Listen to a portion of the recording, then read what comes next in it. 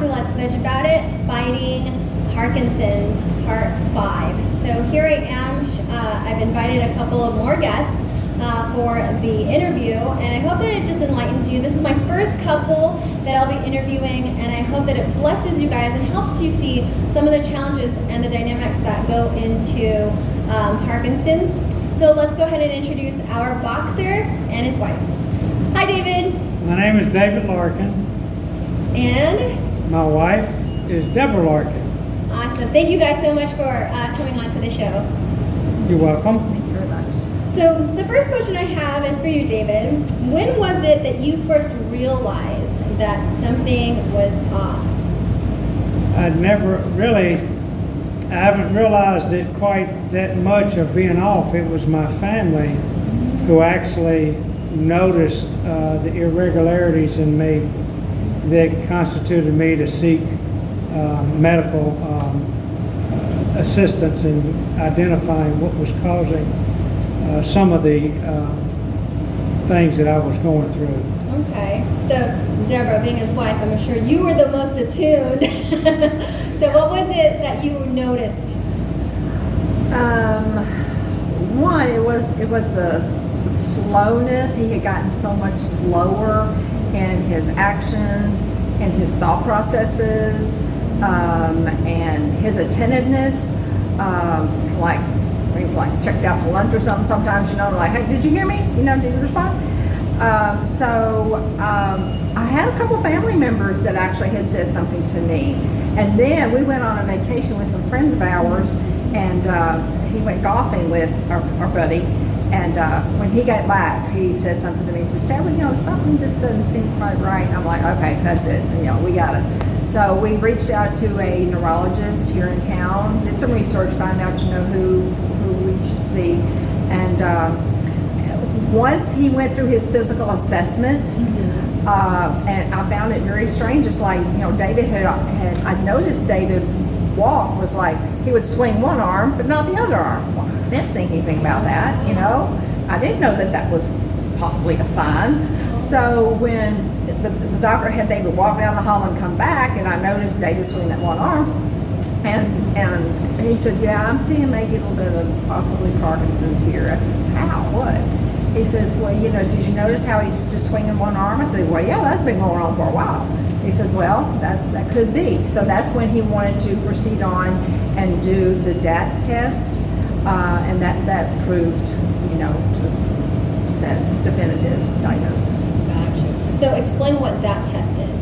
The DAT test is where they injected some kind of dye or something in him, and in the brain you have this area where your dopamine and serotonin and all that kind of stuff are processed and uptaked. And if your area of your brain is glowing big, that's good. That means you have good uptake. But David's area of glowing in his area of the brain had diminished some. So that showed he had a decrease in uptake of the dopamine in his brain, which the dopamine is what helps all of our body movements and just all of our action type stuff. Correct. Awesome.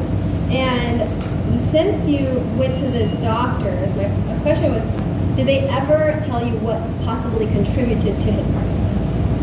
They mentioned that it could be from numerous sources with no definite cause, one of which was it could be hereditary, and the other which could be brain trauma.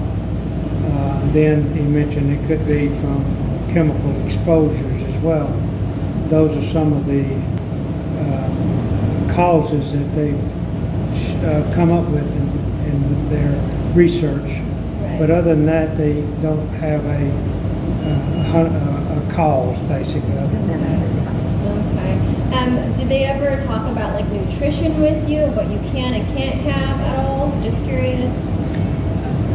They did talk about two things, one of which was exercise and good eating, and basically that's pretty much it. It was a good eating. Didn't give us a diet or anything like that. So there wasn't anything specific? Nothing specific. No. But we did learn with his medication he's taking that a very high protein meal kind of diminishes the effect of the medication he's on. So, have to be careful not to take that medication and then go have a big steak dinner or something, Okay. Yeah. If I may ask, what treatment did they put him on? It's this medicine treatment. It is cinnamon, Okay. which is Cordoba, Cordoba, levodopa. and levodopa, Got it. So a blended combo. it. Okay. 3 times a day. Gotcha. Is that one that you were referencing regarding the protein Right. Yeah. Right. absorption? Uh-huh. Okay. Yep. Gotcha.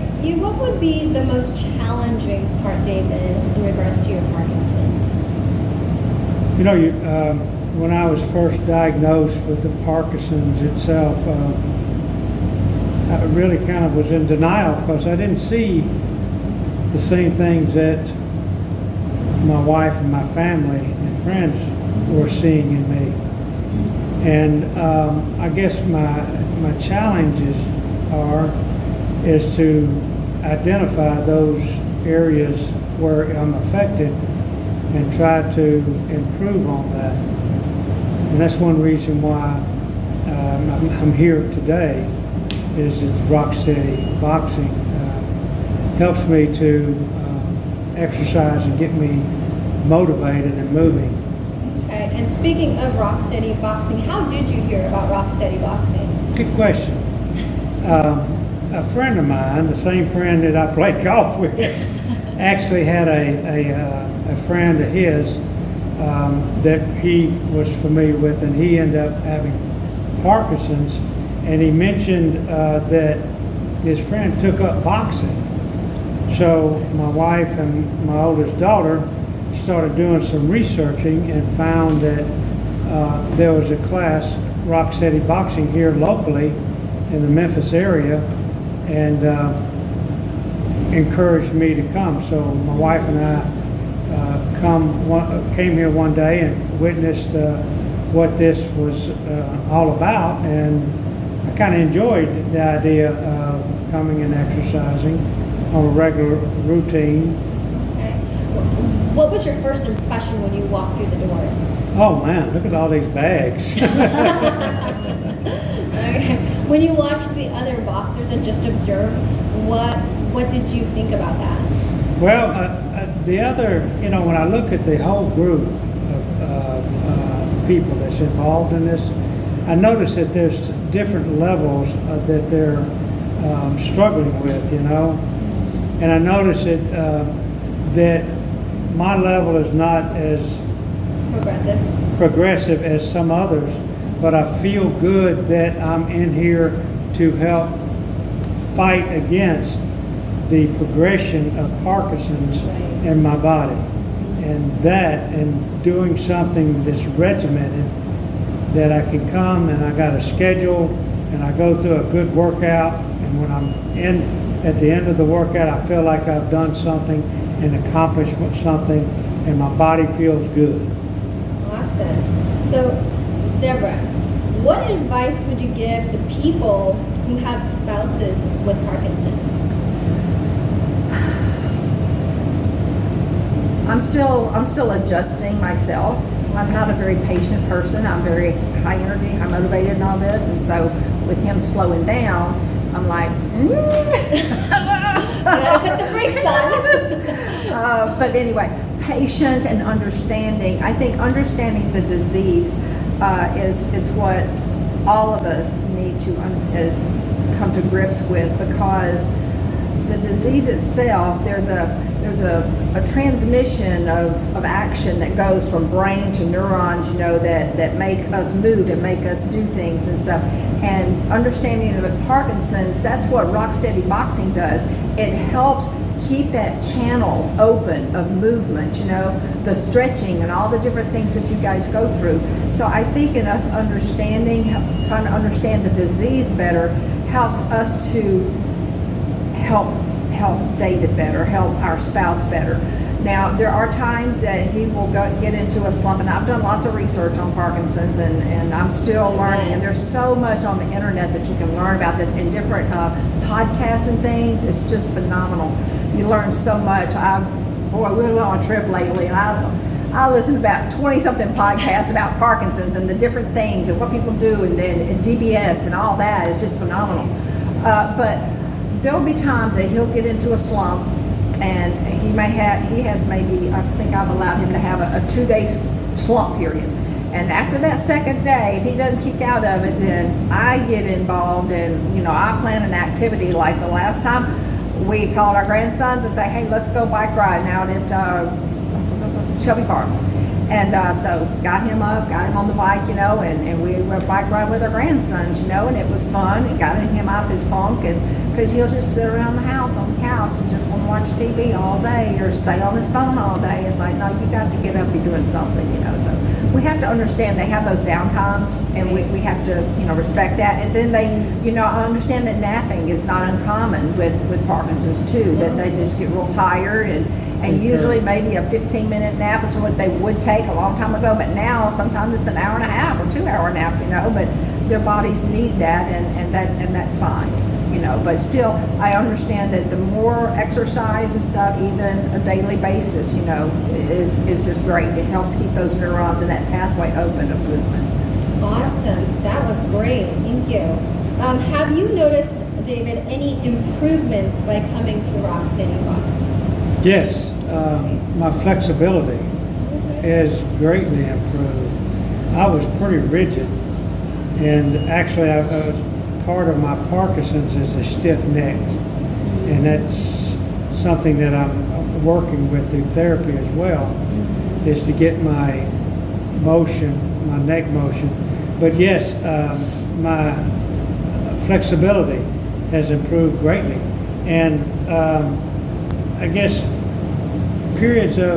minor periods of depression is part of the Parkinson's disease. Right. I don't see or feel as much of that when I've exercised and exhausted a lot of energy.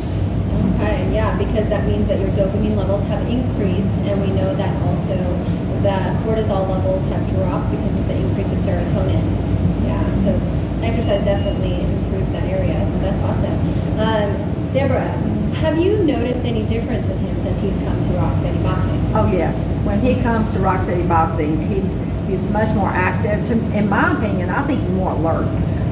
To be honest, we went on a vacation a couple weeks ago, and so he went a whole week, and he was just kind of dull, just not as sharp to me. Okay. But when he does come to boxing, to me, he's a little bit more active at home, and he's more alert in discussion and stuff. So yeah, I definitely see a difference. Plus, yes, his stiffness, yes, tremendous increase in him being more flexible and stuff, being able to move and things. Yeah. Very cool. If there was any advice that you would have for people who say were recently diagnosed with Parkinson's, what advice would you give them, David? Get involved with Rocksteady Boxing. If not that, if you don't have it available for you in your area, find a gym and get some exercise. You gotta move. One good thing about Rocksteady Boxing is that the people who are participating all have a common goal, and that is to fight the disease. But on the other hand, it's good to have friends that you can communicate to and bond with, because you have the same issues. Some a little bit different than others, but they're the same. It's all called Parkinson's. And that's what we want to combat. And doing that, we do it as a body of people, a group, and it helps out tremendously. The accountability of, are you going to be here next week, tomorrow, or the next day? That accountability pushes you to want to, yeah, I'll be here. How about you? Fantastic.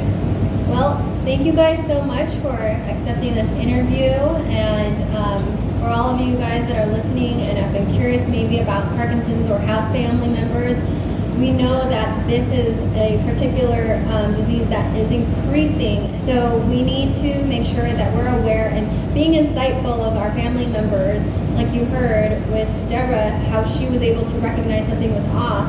Those are things that when you see it and you recognize it, go talk to a physician, don't hold off. And I appreciate David and Deborah, for coming on. Thanks again. You're welcome. Enjoyed it. And we will see you guys next time. Remember, may you live, thrive, and be healthy. Take care, guys. Bye.